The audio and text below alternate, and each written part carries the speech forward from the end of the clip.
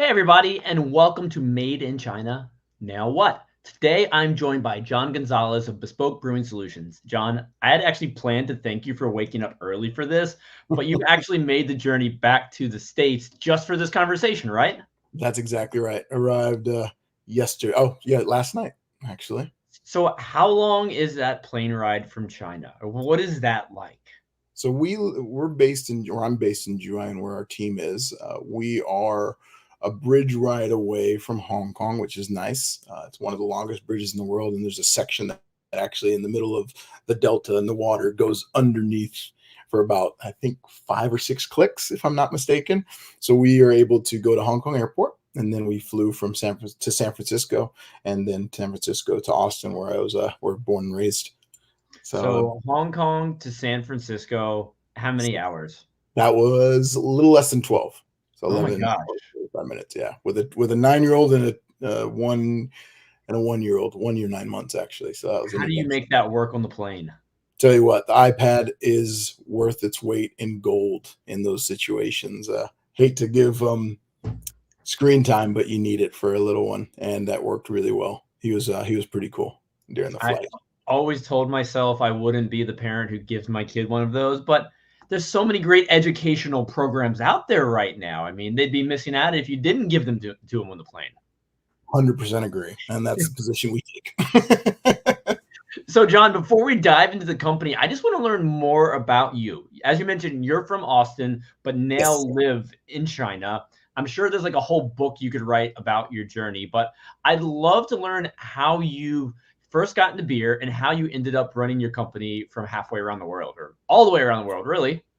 Yeah, well, great question. So I started my journey in China in 2007. I was doing IT and logistics space, and 24 went over there for 3 weeks for a project. And the company I was working for at the time needed someone with my skill set and offered me a job to relocate. That was 2007, and then 2008 I started doing trading and sourcing with a smaller company. 2014, 15 got into beer through growlers back in the day. And that just opened the floodgates, if you will, helped build a brand. It's starting in 2014, 15, and in 2018 started Bespoke. So it's a family business, if you will. We're based in Zhuhai, and the team is mainly in China. When you mentioned you got into beer through growlers, I mean, we all had growlers. I used to keep one in the trunk of my car. I don't think I know Yep. where it is anymore, but explain more about that. So that was just doing trading and sourcing, the company I work for. Just who a lot of times in China, especially the networking, when you're traveling, you bump into someone and they had the capabilities, the idea to build growlers. And we helped source a factory and get that mold going and going for them. And then from there, met different people in the space. There was a Kiwi brewer who worked in Shanghai, stopped by to proposed some growlers to him, and from there just started talking about equipment, and that's where it really started. And Were so you a been beer person when that happened, or were you more looking at it as a business opportunity? more as a business opportunity, to be honest. Growing up, drank beer, but it was more the macro beers, to be honest. When I was in college, but obviously have developed a taste and an appreciation for craft beer, especially with the industries that are the countries that we work with. Just the Australia, Southeast Asia, just seeing everything explode and people using local ingredients, so on and so forth. It's been really cool. So you definitely get a taste for it. And so for you working overseas, did you already know the language when you relocated, or what was that challenge like? That was definitely a challenge. Luckily, Juai is a smaller city, so there's not as many foreigners, so you're kind of forced to learn it. My wife is Chinese, so definitely had to learn that to be able to communicate with her. And so it's just been an evolution of just picking up the language. Immersion has really helped with my Mandarin speaking. Mandarin is my strong language as far as Chinese, but I also do understand and speak a little bit of Cantonese, depending how many beers I've had. Quite impressive. So you launched your company, you said 2017? 2018. 2018. What were the goals there? What was your whole value proposition as an American launching a beer-based business in China? Well, there's a lot of companies that around the world that basically is sourcing in China. Now, it's not necessarily that they don't have the experience within China, but having someone on the ground, who runs a team in China. Most of our people, our staff are Chinese, so we speak Mandarin every day in the office. And working with the factories, just being able to connect with them. So just having that on the ground presence and trying to fill that niche or that gap, if you will, was the main reason for setting up the company. So let's dive in and learn a little bit more. So I hear quality can be very hit or miss with Chinese made equipment. What do you recommend to help mitigate some of these issues? Definitely. I do feel and put my hand in my heart that Chinese equipment is good quality. It really depends on who you're working with. There are two main places within China to get equipment. One being Ningbo, that's where we manufacture, that south of Shanghai, and the other place being Jinan up in Shandong province. The first things, even when I'm sourcing equipment, whether it be any other equipment that we're trying to offer in our lineup, is where they, meaning the factory, are they exporting to? Because if they're exporting to, let's say, South America or Africa, or different countries where the quality levels or certification levels might not be as strict, or the quality levels requirements might not be as high, I really ask for America, Australia, New Zealand, Europe, because typically those requirements will be higher. So asking them where they export to, and then references are a huge thing for me. Making sure that they're able to say, okay, I work with these guys. Here's their email address. Send them an email. You can talk to them, or you can email with them about what we do and how we do it, and whether it's good or not. So that's the main things I go through, and also just understanding, talking to them about the equipment, see if they can really talk the talk, not just walk the walk. So what have they done to improve their equipment lately? What have they shipped out recently that might be cool or just cutting edge, to just get an understanding of how they're evolving with their equipment and what they're building. Just like beer here in the States is all about relationships. Indeed it is. Yes, sir. So when you form these relationships with the companies that you work with over there, Mm-hmm. How often do you provide them feedback on the quality of the equipment, the experiences of the breweries you get it to?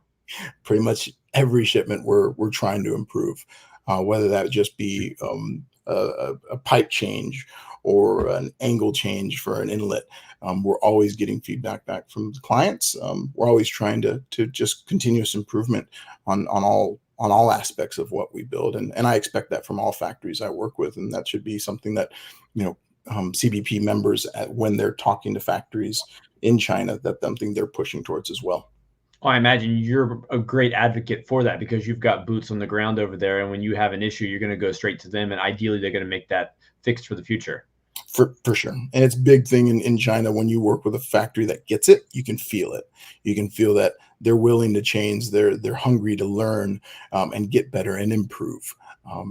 They work hard there, and I guess I fit in because of that. So the other day, my wife and I were looking, don't get mad at me for saying this. We were looking at TikTok. She was showing me these awesome things you can order from TikTok, not order from TikTok, found it on TikTok, but it's essentially a tiny home for our backyard that could serve as like an Airbnb or an office because she always wants me out of the house. And essentially, it's this 200 square foot contraption that'll show up, you unfold it and put it in your backyard. And everything I just told you is about all it says on the link where you can buy it in Amazon.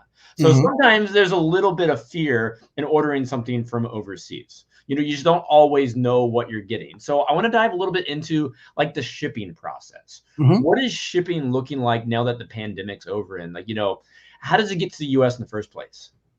Well, most of our shipments go via sea freight. It's either going to be LCL, which is less than container load, which doesn't happen unless you're ordering like a keg washer or one tank possibly, but you're usually going to be doing an FCL, which is a full container load. One of the big things right now for us is seeing that shipping price has gone down.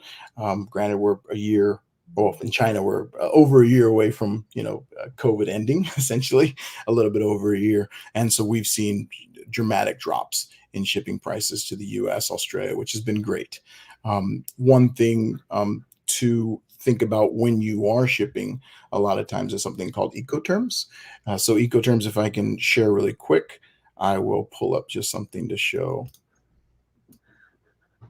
So if you can see my screen here, this is actually from trade.gov.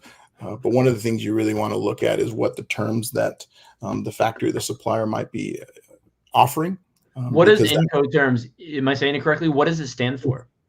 Incoterms, that is actually a great question. I do not know what it stands for, to be I honest. looked it up, and because I was curious when you first mentioned it. Is it the International Chamber of Commerce terms for That the equipment? Is that what it refers to? correct. That does ring a bell, and I believe that is correct. So those are the terms that they have, I guess, set to the different levels of responsibility between a shipper and a buyer. Now, typically with our equipment, we're Ex Works. The reason we do that means that basically we have packed it up and we've put it at the factory and it's ready to go. So all the cost of, let's say, bringing the container to the factory, loading it into the container, getting it back to the port, exporting, all that good, all those costs, including freight and then importation, is handled by the buyer. The reason we do that is because if you order 1 tank and 10 tanks, it could be a different multitude of different shipping options as far as container loading. So we typically do Ex Works. Another popular one is used one is called free on board, which is FOB. So those are the two you're going to be mainly dealing with.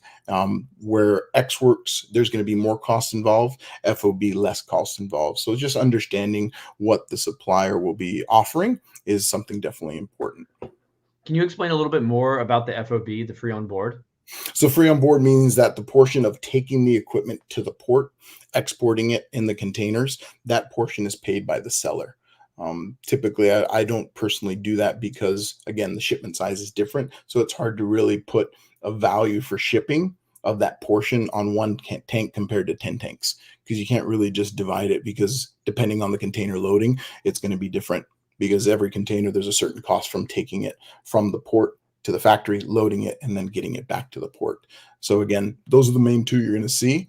And when you get to the point where you're looking at shipping quotes, you're going to want to understand that, because that's pretty important for the freight forwarder to know, so they can put a quote together for you. Super interesting, John. Do you have any other tips and tricks with regard to shipping? With regards to shipping, the main things I would say when you're talking shipping from China is get as many quotes as you can from freight forwarders. Freight forwarders, depending on the carrier, they will have cheaper prices. They will have more expensive prices depending on the route as well. Sending from, you can go through Long Beach in LA, or can go through New York and the various ports in the United States, depending on the end destination. Also, when you're considering freight options, that big thing is when you get a quote now, it's going to be a lot different than it is in 6 months, because freight pricing changes every 2 weeks to a month, depending on the carrier. I see pretty much 2 weeks. So when a freight forwarder is going to quote, they'll say it's valid till, let's say, the end of January, and then February 1st, it's a new rate. So it's kind of a moving scale, and something that needs to be considered, because if you ship, let's say, in the ebb and flows of shipping, for instance, closer to Christmas, closer to Chinese New Year now, and that's why I'm back, because of Chinese New Year holiday, you're going to see an uptick in shipping pricing. And then as Chinese New Year is over and it starts getting toward the summer, you'll start getting that valley where the pricing will start coming down. That is fascinating. So the common person just reaching out overseas to have something shipped here would have no idea that the shipping is going to fluctuate quite that much. I would say so, yeah. Unless you in the industry, or you Yeah. understand it. Awesome. Thanks for sharing that. So we talked about shipping. We talked about the Incoterms. Now, I'd love to learn a little bit more about the duties and taxes that go along with this. Yeah. So a big thing, especially with, I guess the term might be Trump tax or tariffs. So, for instance, brewing equipment went from a 2.3 duty rate to an additional 7.5. Keg washers have gone from free originally to 25%. So that can be a pretty big uptick in cost. And then so that's something that, if you have, let's say you've quoted $100,000 for your brewing equipment from China, and that's FOB or Ex Works terms, depending on what's in there, let's say 100,000, and it's all brewing equipment. So everything goes off of what's called an HS code. So brewing equipment, keg washers, kegs themselves all have a HS code that you could then reference with U.S. Customs and get that duty rate. And it's all very, very findable and Googleable, if you will. But when that 100,000 hits the U.S., customs will put obviously those duties and charge you before you can take that away from the port. Your freight forwarder will charge you, and so there's a lot of things to think about, because that's not a small amount of money. So it sounds like there's a bunch of costs associated with shipping from overseas, but it can be the smart move when you're working with a partner like yourself. Are there any hidden costs which could be a factor in shipping that we haven't really spoke to today?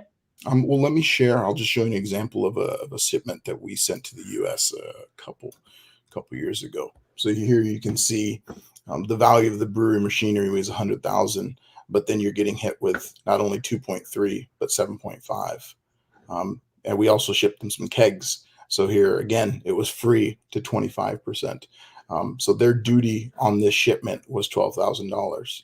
Now that's just something to be aware of, because if you're budgeting 100,000, it hits the US, and then boom, you get 12,000 hit. You get a hit for 12,000. It can be quite eye-opening if you're not planning for that. So that's the main thing to look for. We have put together, as I'm sharing, I can just pull it over, a blog for duties and taxes. So on our website, and happy to put this in maybe the YouTube link. But for Australia is a big market for us, and the US, we put together just kind of a blog to so you understand the terminology, and also we have a calculator. I know, don't go to the penny point, but we've put together, based on our experience, of what you can expect, and you just plug in the equipment value, both of the equipment, kegs, keg washers, and it spits out a number of what you should be expect to pay as far as duties and taxes. That is quite helpful. That's a good resource you have there. I always love when a website has those specific calculators that help, the user just really understand the true cost. Oh, for sure. So we've learned about shipping. We've learned about the costs associated with it. Once the brewing equipment actually arrives, what should a brewer expect, and what are they going to need to do? I think a lot of times you don't realize how big this stuff is going to be, and the expertise and the understanding of how to unload it. So let's say you have anywhere from 3 to 5 containers, depending. If you have a 10-barrel system, one 10-barrel FV, you probably get 4 in a 40-foot container. So if you, let's say, have 10 FVs or 6 FVs, you do that calculation. You're in the brew house, let's say, is 1. Hot liquor tanks is another container. You're up to 3 to 5 containers of this big equipment and heavy equipment that you need to understand how to get off of the container.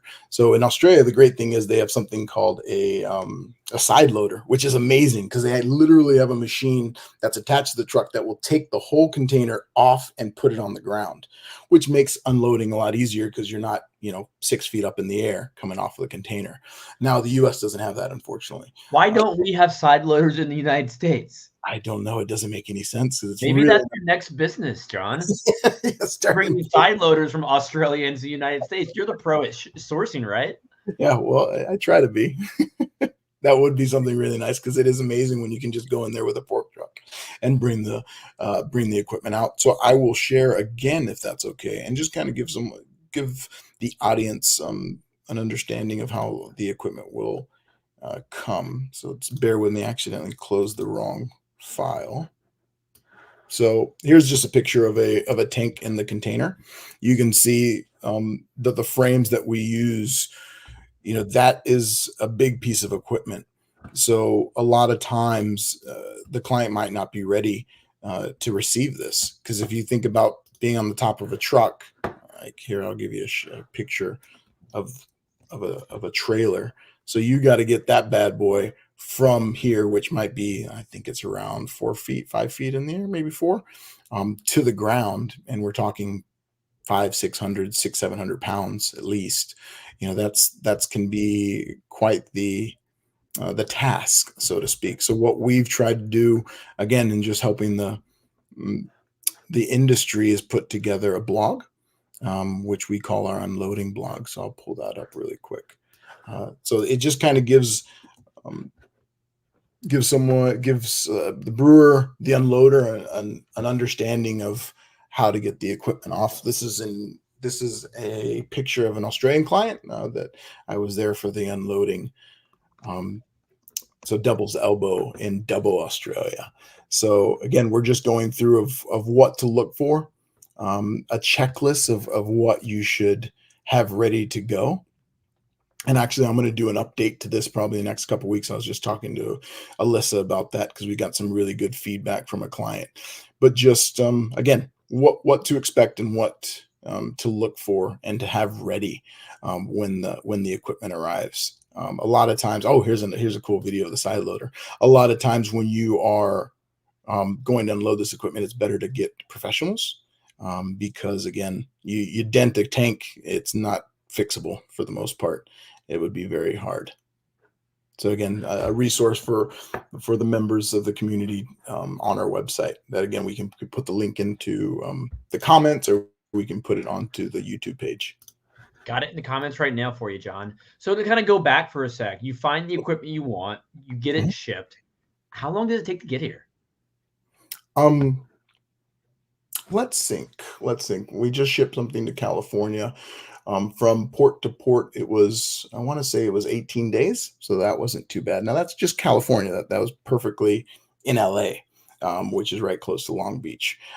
But typically we say 30 days is the shipping time from either Ningbo or Qingdao if you're coming from Jinan, depending on where you're getting equipment from. 30 days from port to port. But manufacturing time, typically we go with 90 days, calendar days. But obviously you have to take in consideration Chinese New Year, because a lot of times in Chinese New Year, for instance, now Chinese New Year, the first day of the new year is February 10th. But we have factories already shutting down now because they have a lot of migrant workers. And those migrant workers will actually head back to their hometowns for sometimes a month. So it's a very wide range, and it's not your manufacturer, it's also their sub-suppliers. If you order something from them, but they can't get the formed heads or the butterfly valves or whatever piping they might need, it can really affect you. So we go with 90 days as far as when you can start building something. We really have to understand the dimensions before you can start building something, right? So you can start building that template for the tank, and then you have a little bit of time before you start cutting in. So 90 days for manufacturing, another 30 days for shipping. And then typically what I'd say to clients is 20 to 30 days for install, and then another 30 days for beer or product. So typically 6 months is when I say before you want to pour beer to when you should order your equipment from a factory in China. And a nice thing about you and Bespoke is you're guiding them through the whole process. Correct. We've done it many times, and I think we're in 17 different countries now as far as where we supply. Yeah. I imagine that's taken you the opportunity to travel to quite a few cool places. Do you have any, favorite destinations that you never thought you'd experience? India was probably one of my favorite installs, just because the culture, the food. As you can tell, I like food and beer. But we had a great opportunity to install a brewery in a really 5-star hotel for Budweiser. It was a craft brand for them. But I took 7 guys over from the factory. We did a complete turnkey install, and it was amazing. Vietnam is another one. We worked with Heart of Darkness there for an install, took a team over. And again, just a great experience. I love Southeast Asia. I love the culture here. But going to Australia, I've installed a brewery in a 200-person town in Podunk, if you will, New South Wales, which was an amazing experience. So it has taken me all over the world, but it's been an absolute pleasure. How many languages do you know? Oh, I tell people I'm a coconut. I'm brown on the outside, white on the inside. Unfortunately, I don't speak Spanish, even though I should, but it's just English, Mandarin, and Cantonese. Still quite impressive, John. So we've talked a lot today, a lot of really fascinating things you shared with us. Is there anything else we should be thinking about, perhaps local regulations or anything else you want to throw out there? Oh yeah, great one. Actually, I just had a conversation with a brewery that we are in production on for Colorado.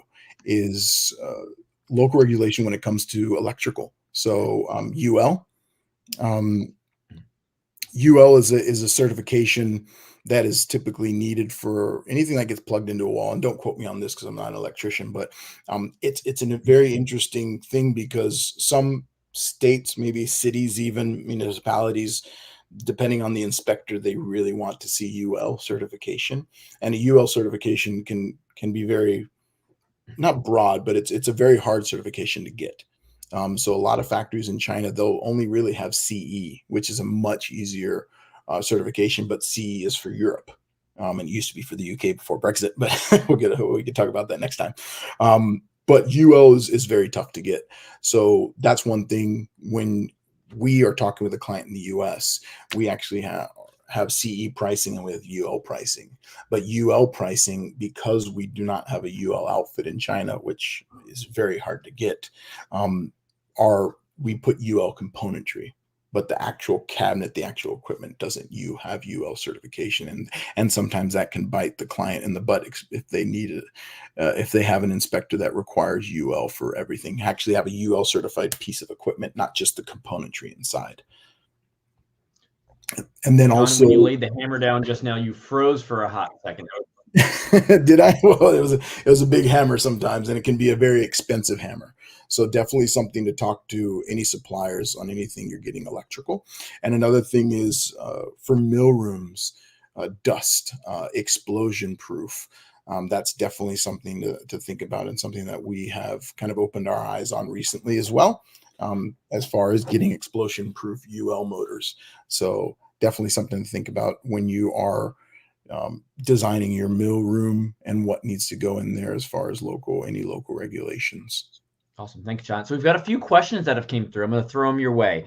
The Okay. first is, what happens if there's empty space in the container? You obviously don't want to pay to ship air. So what can someone do? Oh, great question. What I usually recommend for clients is auxiliary equipment, whether it be yeast kegs or kegs in general. Those are great fillers. Typically, you can get a decent price for them out of China as well. That can be pretty competitive, even with, if you think about someone selling kegs in the United States, they probably buy in bulk, so that cheaping price goes down. But if you have empty space, that really can be competitive, and just a way to fill in that a container, or possibly reach out to the community around you within your city and see if anyone else needs something, because it can be pretty advantageous to share those costs in there, because you have costs both at the origin in China, at the destination in the United States, that you can basically share. Good tips there. And here's another. What is the usual shipment size as far as container numbers? Typically, for a 10-barrel system, I would say anywhere from 3 to 4 containers is what you're going to be going for. And then a 5-barrel would probably be around 2 containers. Now, it definitely depends on how tall your tanks are. So unfortunately, I'm a very metric guy nowadays. I used to be imperial, but I need to get back into the imperial world, if you will. But if you can stand if you can stand tanks up in a container, it takes a lot less space than laying them down, because you use that vertical height as well. So assuming a 5-barrel brewery, you can probably get that into maybe a 40-foot and a 20-foot container, because containers come in, just FY containers really come in 2 sizes, a 20-footer and a 40-footer. That's what it means, the space you have inside. So if you have a tank that's 10 foot tall, it's not going to be able to stand up. So it's going to just take that horizontal space. So that's where I say a 10-barrel tank that's 10 foot tall, you're going to put 4 of them roughly in a 40-foot container. And then a 20-foot container is obviously half of that. I never want to be the person unloading one of these things. It can be nerve-wracking. That's for sure. I've done it a couple times. If I was ever on that side, I would definitely want to find the professional to help out with this side, especially when you're investing so much in getting it here. Oh, for sure. Definitely. So we've got another come through, and you kind of touched on this earlier, but I would love to kind of hear an update. What is the current timing to get over to the US, and how much time should they allocate? Can you go over that one more time?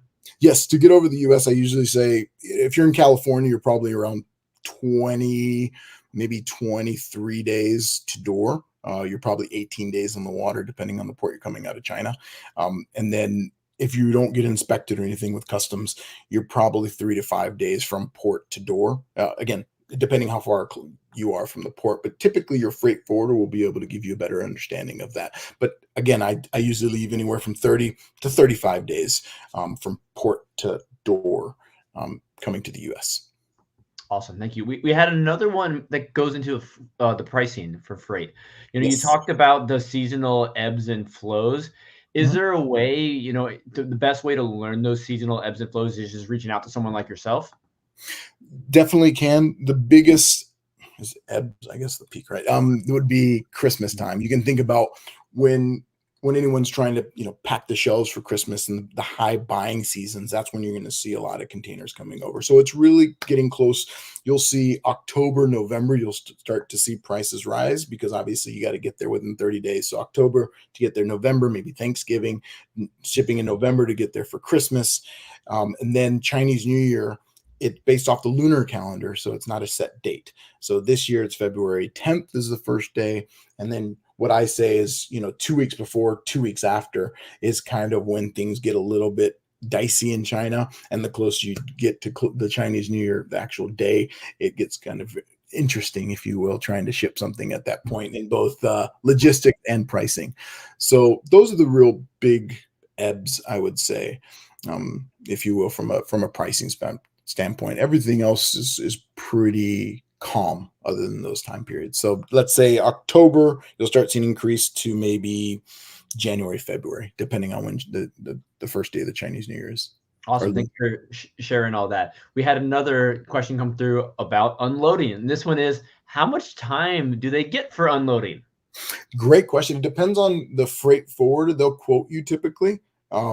It's called a live unload in the US, where they actually just come, the truck is there, and the driver will stay with the load. I want to say you get 2 to 3 hours, and then they'll charge you per hour after that. And I think it's like 50, $60 an hour after that.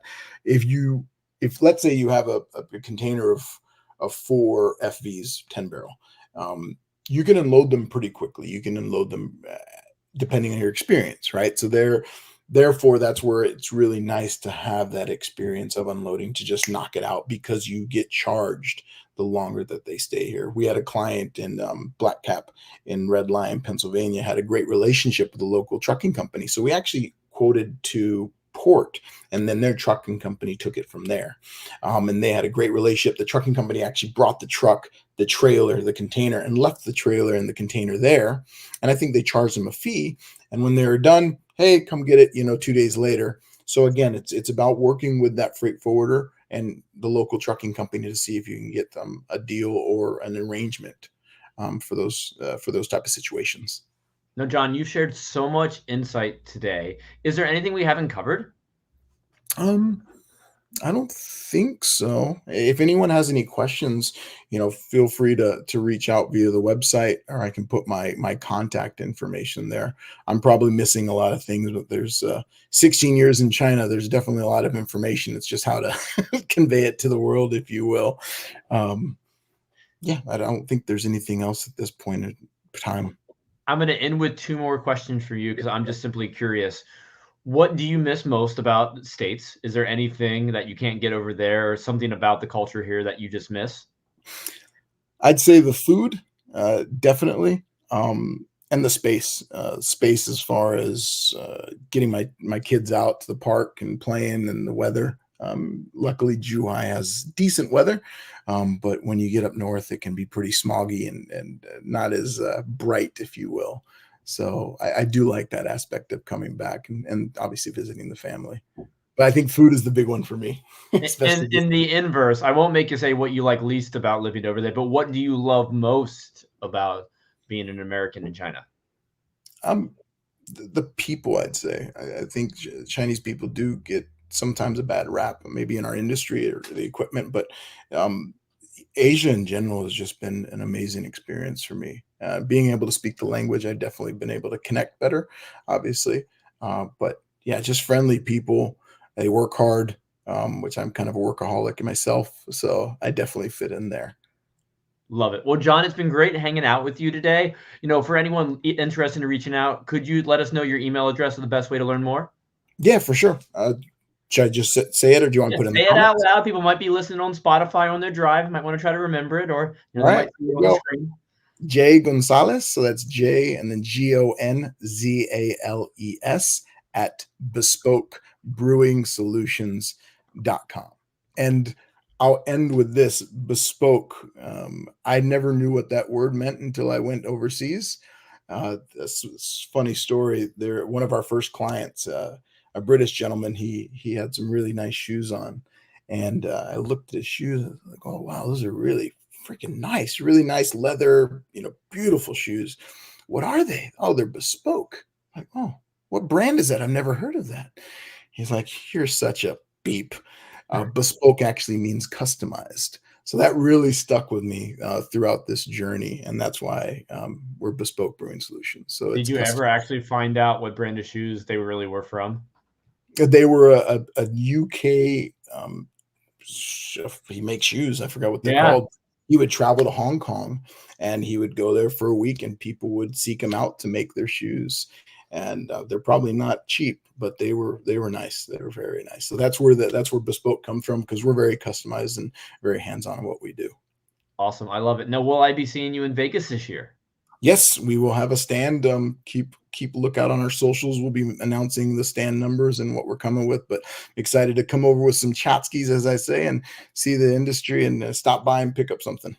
Well, John, I'll see you in 3 months. Safe travels back and forth until then. Appreciate you. Thank you, sir. All right. Bye. Take care, everyone.